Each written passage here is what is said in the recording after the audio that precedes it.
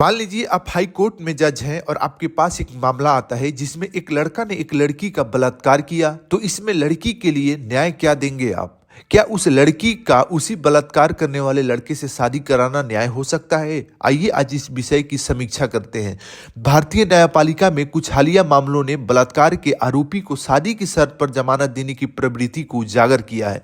यह प्रवृत्ति न केवल कानूनी और नैतिक रूप से विवादास्पद है, बल्कि यह पीड़िता की गरिमा, स्वतंत्रता और न्याय के अधिकार का उल्लंघन भी करती है। जैसे कुछ उदाहरण देखिए कि इलाहाबाद हाई कोर्ट के हालिया उदाहरण कुछ देख सकते हैं आप। जैसे अतुल गौतम बनाम उत्तर प्रदेश राज्य 2025 में एक अंतर धार्मिक लिव इन पार्टनर द्वारा शादी के वादे पर बलात्कार का आरोप लगा। न्यायालय ने जमानत दी बशर्ते आरोपी पीड़िता से विशेष विवाह अधिनियम के तहत विवाह करे और 5 लाख रुपए की धनराशि जमा करे। अभिषेक बनाम उत्तर प्रदेश राज्य 2024 आरोपी को जमानत इस शर्त पर दी गई कि वह पीड़िता से शादी करेगा और उसके नवजात बच्चे की देखभाल करेगा। रामाशंकर बनाम उत्तर प्रदेश राज्य 2022 इसी तरह की शर्त पर यहां भी जमानत मिलती है। अब इन ऐसे फैसलों से, ऐसे निर्णयों से कई प्रश्न खड़े होते हैं। जैसे 2 प्रमुख प्रश्न ये बनते हैं कि क्या अदालतें आरोपी को पीड़िता से विवाह करने की शर्त पर जमानत दे सकती है? दूसरा सवाल बनता है कि क्या राज्य अपने उत्तरदायित्व को पूरा करने में विफल हो रहा है, जिससे पीड़िताओं को आरोपी पर निर्भर होने के लिए मजबूर होना पड़ता है? सुप्रीम कोर्ट के इस पे क्या दिशा निर्देश है? क्या यहाँ पे हाई कोर्ट सुप्रीम कोर्ट के दिशा निर्देशों का उल्लंघन कर रहा है? जैसे आप देखिए अपर्णा भट्ट बनाम मध्य प्रदेश राज्य 2021 का मामला, जिसमें सुप्रीम कोर्ट ने स्पष्ट किया कि जमानत की शर्तें ऐसी होनी चाहिए कि आरोपी और पीड़िता के बीच कोई संपर्क ही ना हो। जबकि यहाँ पे जो हाई कोर्ट डिसीजन दे रहा है उसमें तो संपर्क ही हो जा रहा है। जमानत की शर्त के रूप में शादी को अनिवार्य करना पीड़िता के लिए द्विघातीय जो है ना आघात उत्पन्न कर सकता है। दोहरा आघात है यह उसके लिए। कैसे? देखिए, एक तो जो रेप किया गया, एक बलात्कार किया गया, यह अपने आप में एक बहुत ही खराब है। और उसके बाद जिसने बलात्कार किया उसके साथ रहने के लिए मजबूर करना, यह तो दूसरा आघात हो गया। एक तो पहला आघात हुआ बलात्कार, दूसरा आघात की उसी बलात्कारी के साथ उसको रहने का निर्णय देना, यह तो डबल आघात हो गया ना। तो ये एक कह सकते हैं कि गरिमापूर्ण नहीं फैसला है जो न्याय दे रहा हो।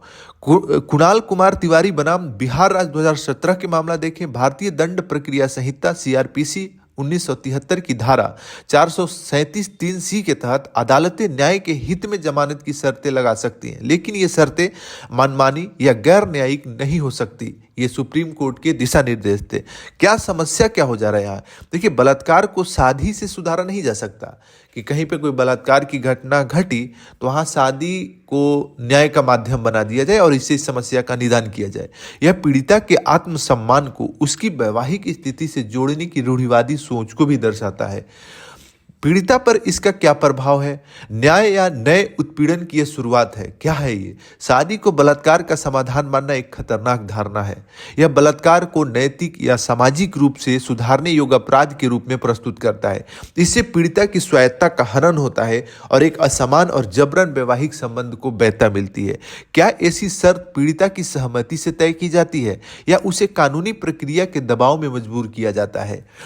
और भी कई फैक्टर हो सकते हैं कि क्या पीड़िता के पास कोई विकल्प नहीं बचता? क्या सामाजिक किसी तरह का कुछ दबाव है? बहुत सारे प्रश्न खड़े होते हैं जिसके लिए न्याय तभी सुनिश्चित हो सकता है जब सरकार से लेके न्यायपालिका तक निष्पक्ष तरीके से इस चीज को देखे, समझे और हर डायमेंशंस को समझने का प्रयास करे। पीड़िता की सुरक्षा और स्वतंत्रता को खतरा भी होता है कई बार। इस तरह के विवाह में पीड़िता आरोपी के प्रति निर्भर हो सकती है, जिससे दुर्व्यवहार की संभावना बढ़ जाती है। कानूनी संरक्षण के कारण यदि विवाह के बाद घरेलू हिंसा होती है तो पीड़िता के पास बहुत सीमित कानूनी विकल्प रह जाते हैं। आरोपी के लिए एक रणनीतिक बचाव मार्ग भी बन जाता है। आरोपी शादी की पेशकश को रणनीतिक रूप में इस्तेमाल कर सकता है ताकि वह जमानत पा सके या सजा में छूट हासिल कर सके। यह न्यायिक प्रक्रिया की निष्पक्षता को प्रभावित करता है और पीड़िता की गवाही को कमजोर कर सकता है। राज्य की जिम्मेदारी और उसकी विफलता भी है। जैसे राज्य की जिम्मेदारी क्या है? पीड़िता को सामाजिक आर्थिक सुरक्षा देना, right to privacy for adolescent 2024 मामले में सुप्रीम कोर्ट ने कहा कि राज्य का दायित्व है कि वह पीड़िताओं को आश्रय, भोजन, शिक्षा और परामर्श जैसी बुनियादी सहायता प्रदान करे। अनुच्छेद 21 जो जीवन का अधिकार देता है, इसके तहत पीड़िता को गरिमा और स्वतंत्रता के साथ जीवन जीने का अधिकार है। जबकि वास्तविकता क्या है? राज्य की विफलता और कोर्ट पे बढ़ता बोझ।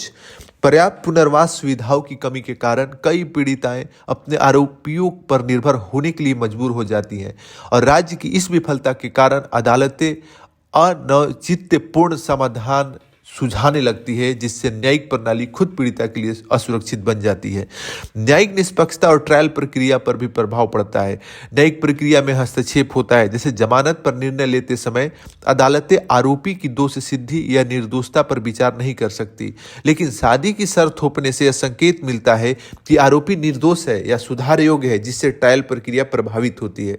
ट्रायल की निष्पक्षता का भी उल्लंघन है। यदि पीड़िता आरोपी से शादी कर लेती है तो क्या वह स्वतंत्र रूप से गवाही दे पाएगी? इसी परिस्थिति में आरोपी के दोष मुक्त होने की संभावना अधिक बढ़ जाती है। इससे न्याय की निष्पक्षता और ट्रायल की वैधता पर भी सवाल उठता है। आगे की राह क्या है? न्यायिक सुधार और संवेदनशीलता की आवश्यकता है। संभावित सुधार क्या क्या हो सकते हैं, उसके क्या क्या प्रभाव हो सकते हैं? जैसे जैसे सुप्रीम कोर्ट ने जो दिशा निर्देश दिया है, उसकी कड़ाई से पालन की जानी चाहिए। इसका प्रभाव देखिए ये हो सकता है कि जमानत की शर्तें आरोपी और पीड़िता के बीच दूरी बनाए रखेगी जब सुप्रीम कोर्ट के दिशा निर्देश का पालन किया जाएगा। राज्य द्वारा पीड़िताओं को व्यापक पुनर्वास सहायता दिया जाए। इससे ये होगा कि उन्हें आरोपियों पर निर्भर ज्यादा नहीं होना पड़ेगा। न्यायिक संवेदनशीलता और जजों के लिए लैंगिक जागरूकता भी प्रशिक्षित किया जाना चाहिए, ताकि वो इस चीज को संवेदनशीलता के साथ समझ सके, महसूस कर सके। इससे क्या होगा? जजों के फैसले में रूढ़िवादी सोच की जगह संवेदनशीलता आएगी। मजबूत साक्ष्य संरक्षण और पीड़िता की सुरक्षा भी सुनिश्चित की जानी चाहिए। इससे क्या होगा कि ट्रायल की निष्पक्षता सुनिश्चित होगी। समाज में जागरूकता और मानसिक परिवर्तन भी बहुत ज़्यादा जरूरी है। बलात्कार का समाधान शादी नहीं बल्कि न्याय और पुनर्वास होना चाहिए। समाज में महिला की गरिमा को वैवाहिक स्थिति से जोड़ने की पुरानी सोच को बदलना होगा। तो कंक्लूजन में हम कह सकते हैं कि देखिए, न्याय किया जाना चाहिए, ना कि समझौता किया जाना चाहिए। बलात्कार के मामलों में शादी को जमानत की शर्त बनाना न्यायिक प्रक्रिया की गरिमा को ठेस पहुंचाता है। यह पीड़िता की स्वायत्तता का हनन करता है और उसे एक अनैच्छिक और असमान विवाह में धकेल सकता है। यह आरोपी के लिए कानूनी बचाव मार्ग बन सकता है, जिससे न्यायिक प्रक्रिया कमजोर होती है। राज्य को पीड़िता के पुनर्वास की जिम्मेदारी उठानी चाहिए, ना कि उसे आरोपी पर निर्भर होने के लिए मजबूर करना चाहिए। न्याय केवल अपराधी को दंडित करना नहीं, बल्कि पीड़िता को सम्मान और स्वतंत्रता से जीने का अधिकार दिलाना भी है।